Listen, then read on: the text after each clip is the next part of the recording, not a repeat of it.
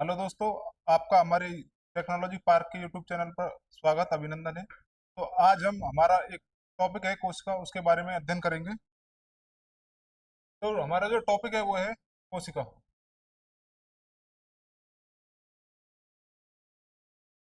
कोशिका से सेल भी कहते हैं। कोशिका की खोज सबसे पहले सन 1665 में। कोशिका की खोज सन 1665 में सर्वप्रथम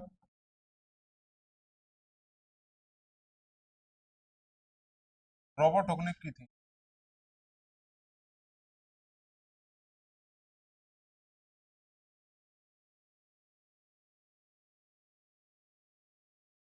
कोशिका की जो खोज थी वो एक लकड़ी का टुकड़ा, एक प्लांट था ओक का, उसकी जो छाल थी और उसमें की थी खोज, और के टुकड़े में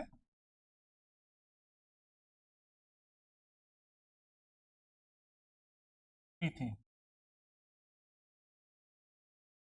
बाद में पता चला कि जो कॉर्क थी वो एक मृत कोशिका थी।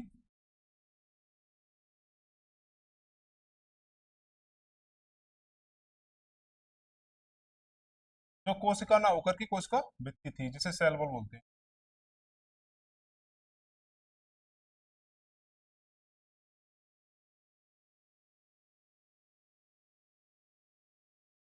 उसके बाद में एक वैज्ञानिक आए, एंटोनी वान ल्यूवेन ने उन्होंने जीवित कोशिका की खोज की।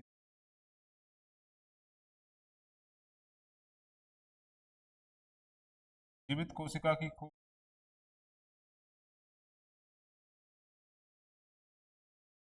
खोज एंटोनी वान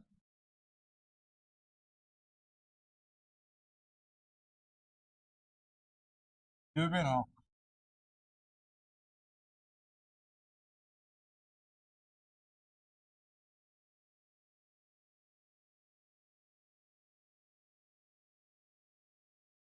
एंटोनी वान ल्यूवेनहॉक ने बताया कि जो कोशिका है वो सजीव की क्रियात्मक और संरचनात्मक इकाई होती है। सजीव के शरीर की जो क्रियात्मक और संरचनात्मक इकाई होती है, जैसे कि अगर हम एग्जाम्पल की पॉइंट ऑफ व्यू से देखें तो अगर हम किसी भी मकान को देखते हैं तो जो मकान होता है उसकी जो ईंटें होती हैं वो एक कोशिका की भांति कार्य करती है। जैसे कि मानव की जो शरीर है उसमें कोशिका कार्य करती है, उसी भांति मकान की जो ईंटें हैं वो भी एक कोशिका की भांति मकान में कोशिका की भांति कार्य करती है।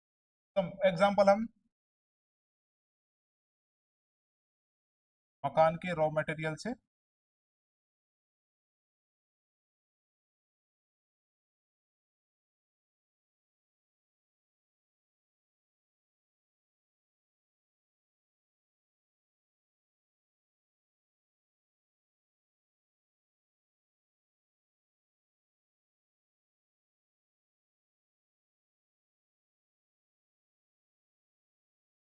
समझ सकते हैं। इस प्रकार ईंटें मकान में एक छोटी से छोटी इकाई होती है, उसी प्रकार कोशिका भी शरीर सबसे छोटी इकाई ये जो कि शरीर के निर्माण में एक उपयोगी होती है। उसी प्रकार जो ईंट होती है वो मकान के निर्माण में उपयोग। इसी प्रकार कोशिका की परिभाषा।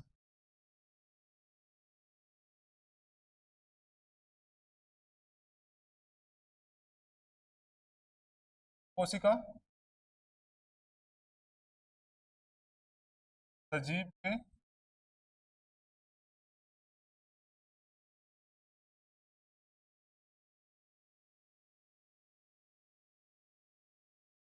क्रियात्मक एवं संरचनात्मक इकाई होती है।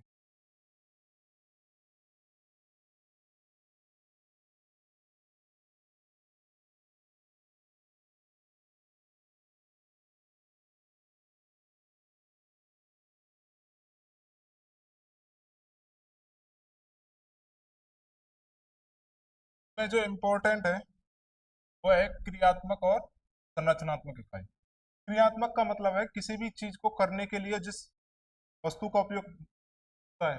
जैसे कि अगर हम कोई भी काम करते हैं तो जो चीज काम करने के लिए उपयोगी होती है। जैसे कि अगर हम कोई काम अपने हाथ से करते हैं तो हाथ का जो निर्माण है वो कोशिकाओं से हुआ है। इसी प्रकार वो क्रियात्मक इकाई होती है। और संरचनात्मक इकाई का मतलब है कि जो जैसे कि मकान ईंटों से मिलकर बना होता है, उसी प्रकार हमारा जो शरीर है वो भी कोशिकाओं से मिलकर बना होता है। के आगे बात करते हैं। कोशिका का जो विज्ञान है, कोशिका जिसमें कोशिका का अध्ययन किया जाता है उसको सेल बायोलॉजी या साइटोलॉजी कहते हैं। कोशिका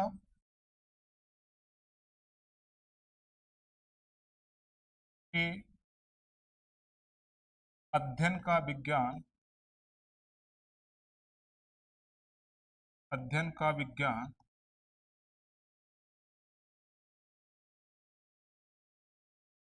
कोशिका विज्ञान कोशिका विज्ञान या साइटोलॉजी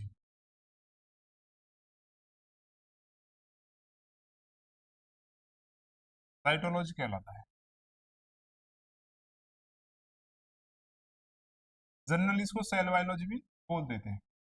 कोशिका का जो अध्ययन है वो साइटोलॉजी या फिर कोशिका विज्ञान कहलाता है। उसके बाद हम बात करते हैं कि कोशिका जो उत्पत्ति है, उसका शब्द आया कहाँ से, बात करेंगे। कोशिका जो शब्द है की उत्पत्ति ग्रीक भाषा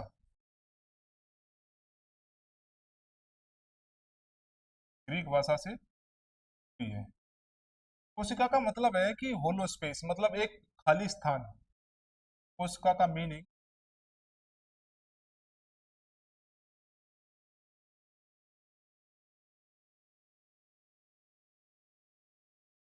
का अर्थ है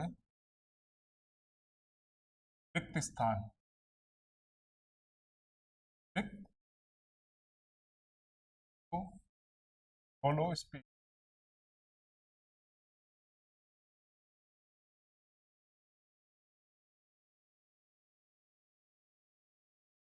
कोशिका शरीर की एक छोटी कोष्ठ या कमरे के रूप की आकृति होती है, एक रिक्त होती है। इसमें विभिन्न प्रकार के जेनेटिक मटेरियल्स, बॉडी की जो संरचनात्मक इकाई जो बनती है उसको पोषण प्रदान करने वाली मशीनरी और उसको मॉनिटर करने वाले ऑर्गन्स भी इसमें पाए जाते हैं। तो उसके बाद बात करते हैं कि कोशिका के प्रकार थे। सबसे पहले कोशिका को दो भागों में बांटा गया था। जब सबसे पहले जो कोशिका की उत्पत्ति थी तो प्रोकैरियोटिक सेल, जो प्राचीन कोशिका थी वो प्रोकैरियोटिक, और जो नई कोशिका है उसको यूकैरियोटिक।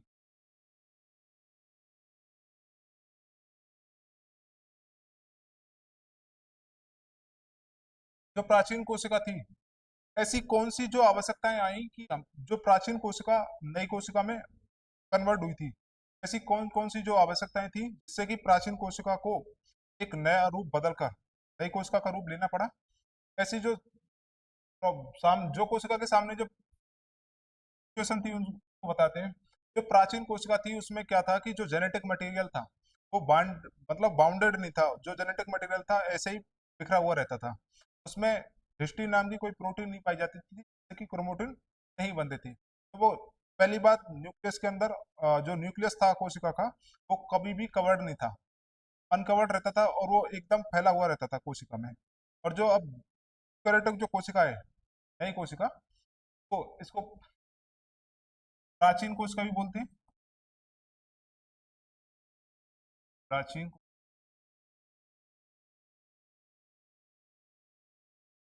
और इसको आधुनिक कोशिका भी बोलते हैं। आधुनिक कोशिका,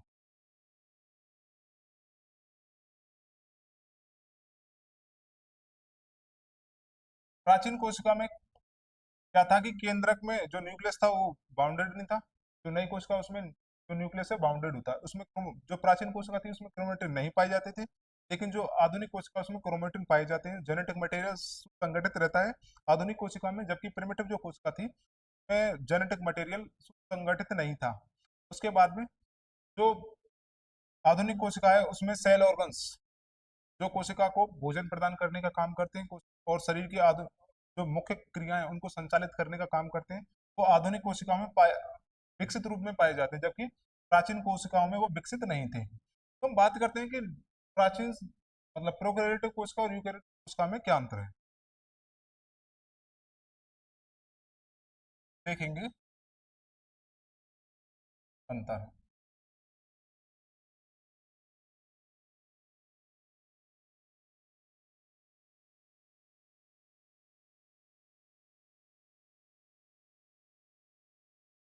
यूकेरियोटिक या फिर प्राचीन कोशिका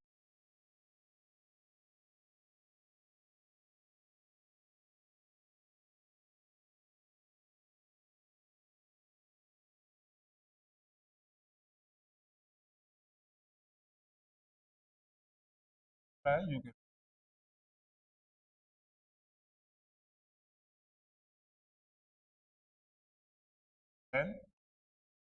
या फिर आधुनिक।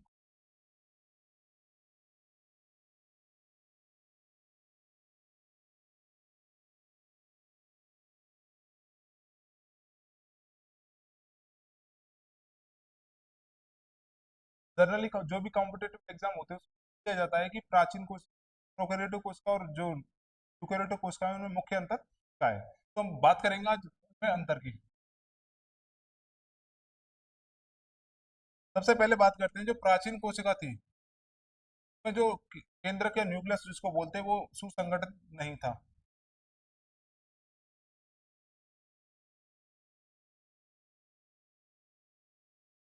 न्यूक्लियस बिखरा हुआ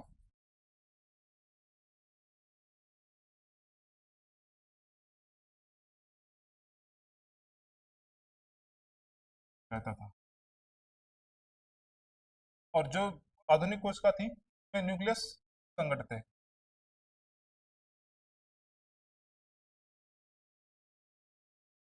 केंद्रक पाया जाता है।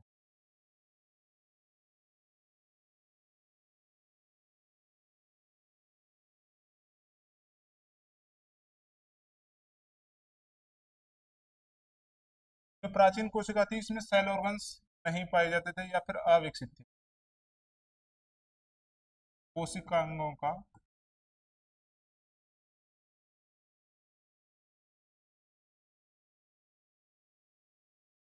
अभाव था।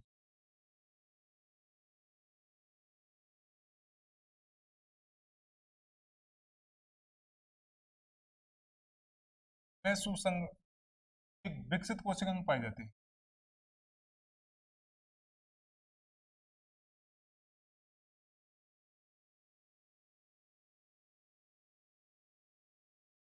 विकसित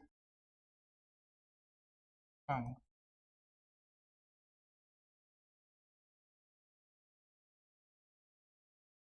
पाई जाती।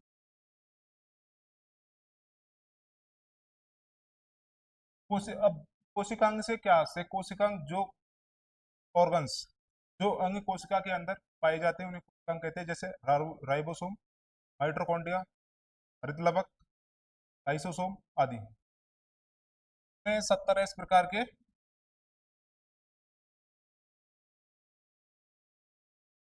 की आरएनए पाई जाती थी,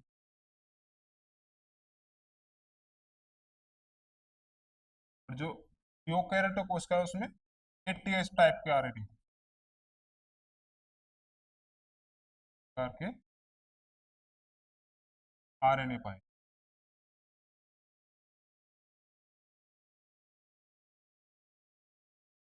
अब हम बात करते हैं कि 70s और 80s प्रकार के जो आरएनए वो है क्या। तो सबसे पहले हम बता दें कि आरएनए दो प्रकार के होते हैं, 70s प्रकार के और 80s प्रकार के। 80s प्रकार के जो आरएनए वो यूकेरियोटिक कोशिकाओं में पाए जाते हैं, और 70s प्रकार के जो आरएनए वो प्रोकैरियोटिक कोशिकाओं में पाए जाते हैं। जो 80s प्रकार के आरएनए वो दो सब यूनिटों से मिलकर बने होते हैं। एक सब यूनिट बड़ी होती है जिसे लार्ज सब यूनिट, स्मॉल सब यूनिट होती है, एक बड़ी सब यूनिट प्रकार से होती है। ये सब यूनिट 40 एस की होती है, ये सब यूनिट 60 एस की होती है। तो अब आप कहोगे कि 40s और 60s को अगर ऐड किया जाए तो ये 100s होती है, जबकि ये तो 80s है। तो इसमें होता क्या है कि जो 40s आरएनए और 60s आरएनए की जो सब यूनिट है, दो सब यूनिट है, वो छोटी, कौन सब यूनिट, वो लार्ज सब।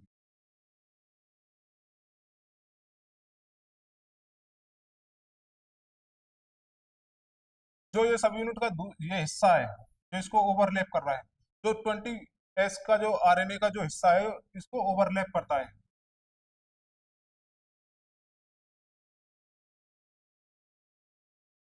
जो 20s का जो भाग है वो ओवरलैपिंग में चला जाता है, इसको 80s बोलते हैं। और इसी प्रकार जो 70s ये भी दो सब यूनिटों से मिलकर बना होता है। एक होता है छोटा जो होता है वो 30s का होता है, जो लार्ज सब यूनिट है वो 50s की होती है।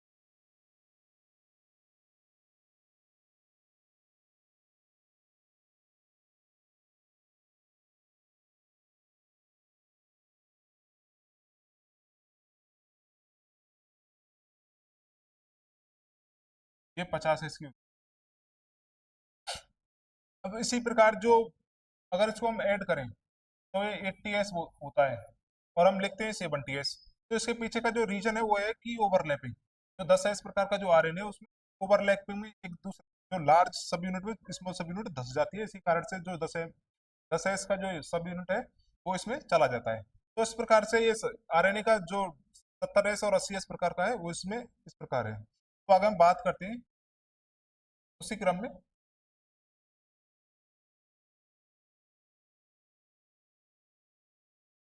जो चौथे नंबर का जो अंतर है वे कोशिकांग, जैसे कि राइबोसोम वगैरह डीएनए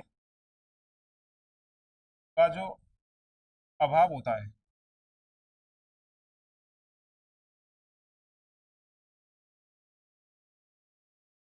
और इसमें डीएनए पाया जाता है।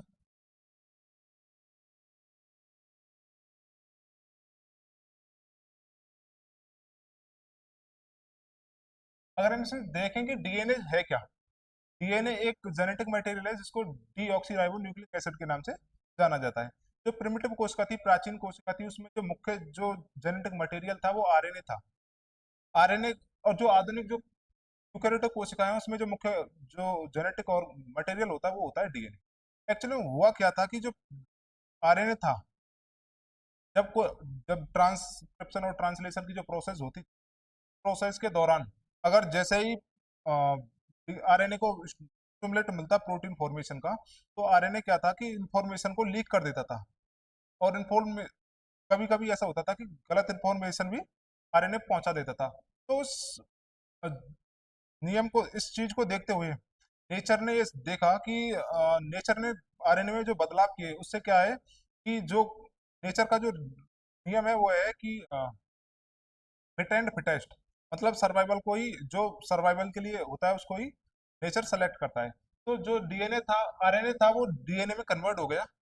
तो इसको अगर इसके फुल फॉर्म की बात करें तो डीऑक्सी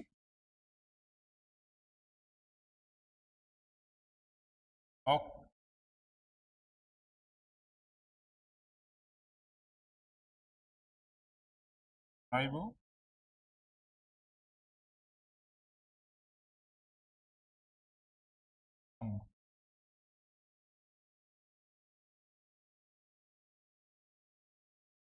तो इसमें जो जेनेटिक मटेरियल था, नंबर 5, जेनेटिक या अनुवांशिक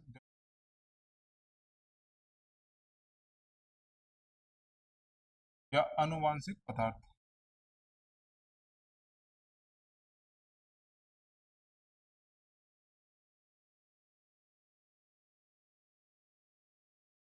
जो अनुवांशिक पदार्थ था वो था आरएनए। और इसमें जो अनुवांशिक पदार्थ था, जेनेटिक मटेरियल,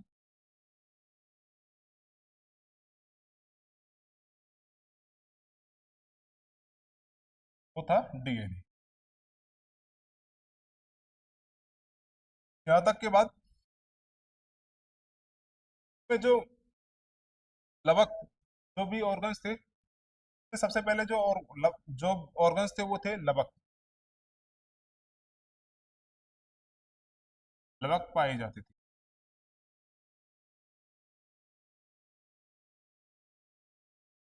लवक का मतलब होता है जब सबसे पहले जब कोशिका का उद्भव हुआ था, तो जो छोटे छोटे पादप थे उनमें क्या था कि जो एक कोशिका का अंग होता है लवक, जिसे प्लास्टर बोलते हैं, ये क्या है कि किसी भी चीज को कलर प्रदान करने का काम करता है। जैसे कि अगर हम बात करें प्लांट्स की, तो प्लांट्स में क्या होता है कि जो प्लांट्स की लीफ होती है उसमें एक क्लोरोप्लास्ट नाम का एक लवक पाया जाता है, जो कि उसको हरा रंग प्रदान करता है। तो इसी प्रकार से सबसे पहले जब कोशिका की उत्पत्ति हुई थी, तो इसमें कुछ लवक पाए जाते थे जो कि हरे रंग के होते थे। क्लोरोप्लास्ट पाया जाता था जो कि फोटोसिंथेसिस की प्रोसेस के दौरान कोशिका को भोजन प्रदान करने का कार्य करता था। जबकि यूकेरियोटिक कोशिकाओं में लवक पाए जाते हैं, लेकिन विकसित लवक पाए जाते हैं।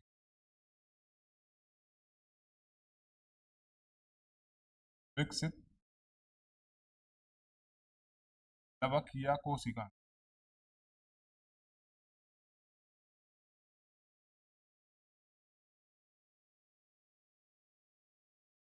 पाए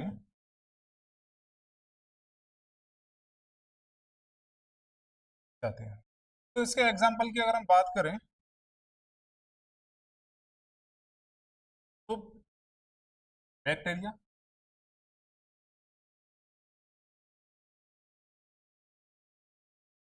आर्की बैक्टीरिया,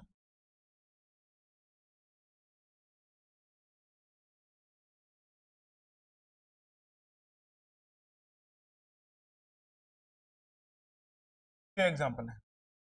इसका एग्जाम्पल अगर हम देखें तो यू बैक्टीरिया।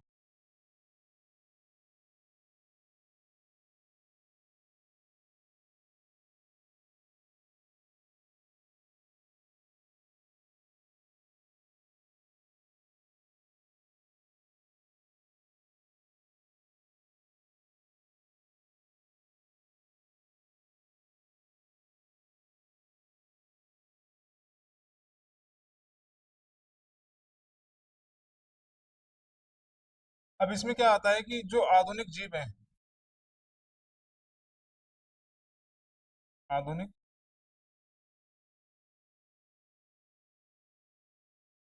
में प्राचीन जीव,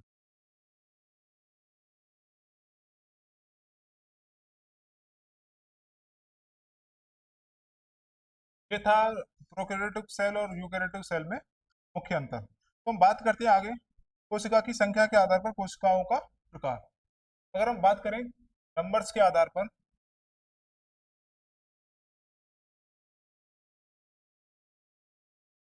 संख्या के आधार पर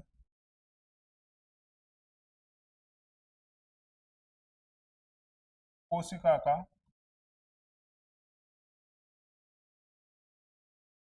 प्रकार। संख्या के आधार पर कोशिका के प्रकार। संख्या, अब बात करते हैं कि संख्या के आधार पर कोशिकाओं के दो प्रकार होते हैं, एक एक कोशिकीय कोशिका, एक बहुकोशिकीय कोशिका। ऐसी कोशिका जो केवल एक ही कोशिका से मिलकर बनी होती है उस कोशिका या एकल कोशिका कहते हैं। और ऐसी कोशिकाएं जो एक से अधिक कोश ऐसे जीव सॉरी ऐसे जीव जो एक कोशिका से मिलकर बने होते हैं उन्हें एकल कोशिकीय जीव, और ऐसे जीव जो एक से अधिक कोशिकाओं से मिलकर बने होते हैं उसे बहुकोशिकीय जीव कहते हैं। इसी के आधार पर हम कोशिकाओं का विभाजन करते हैं।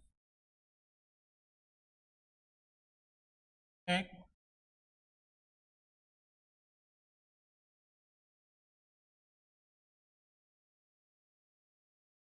एक कोशिकीय जीव,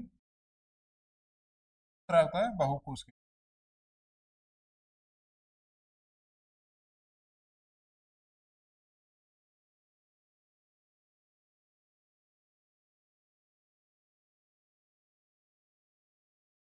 ऐसे जीव जो एक कोशिका से मिलकर बने होते हैं उन्हें एक कोशिकीय जीव, और ऐसे जीव जो एक से अधिक कोशिकाओं से मिलकर बने होते हैं उन्हें बहुकोशिकीय जीव।